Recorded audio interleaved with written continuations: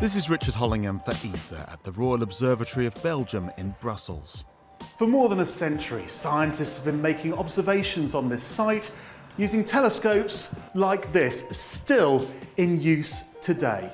In fact, this is the World Data Centre for the Sunspot Index. Now though, Solar Orbiter is giving us a whole new perspective of our nearest star. Solar Orbiter was launched from Cape Canaveral, Florida in February 2020. The spacecraft has since travelled some 2.5 billion kilometres, made 2 passes of Venus to get a better view of the Sun's poles, and 1 pass of the Earth. Now it's just made its first close approach to the Sun, taking it within the orbit of Mercury.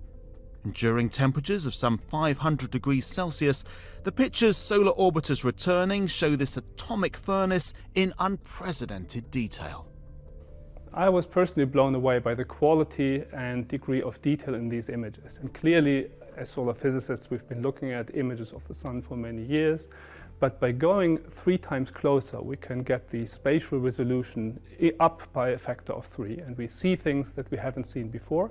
And that's, of course, the beauty of science, to explore the unexplored.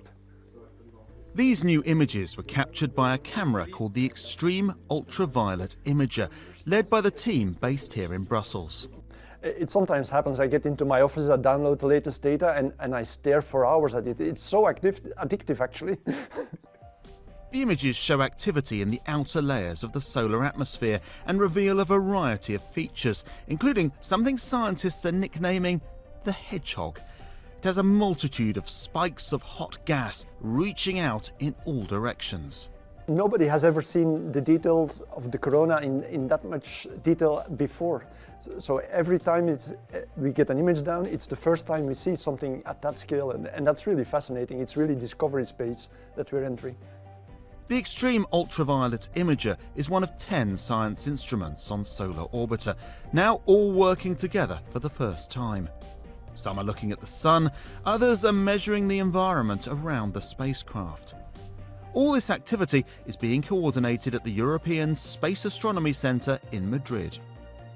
It's important to have all the instruments working and operating in a coordinated way, because one of the main goals of the mission is to link the Sun and its activity with the environment, and not only the environment close by, but also the planets.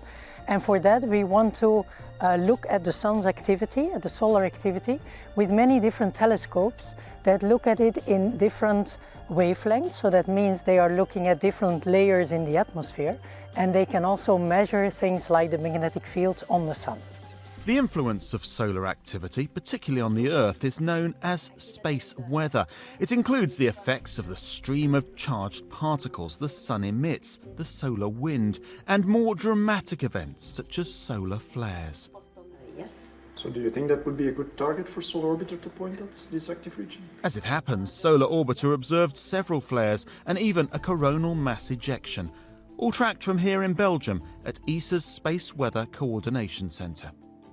Solar Orbiter is basically a research mission, but ultimately we want to be able to predict space weather. These are energetic events that could have an impact on high-tech installations on Earth, GPS satellites, power grids. And we want to make sure that in the future we can predict geomagnetic storms based on solar activity. And for that we really need to take the Sun's temperature and measure the solar wind and connect the two.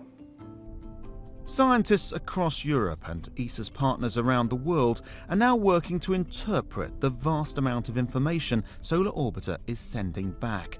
And this is just the start of a mission that promises to transform our understanding of our nearest star.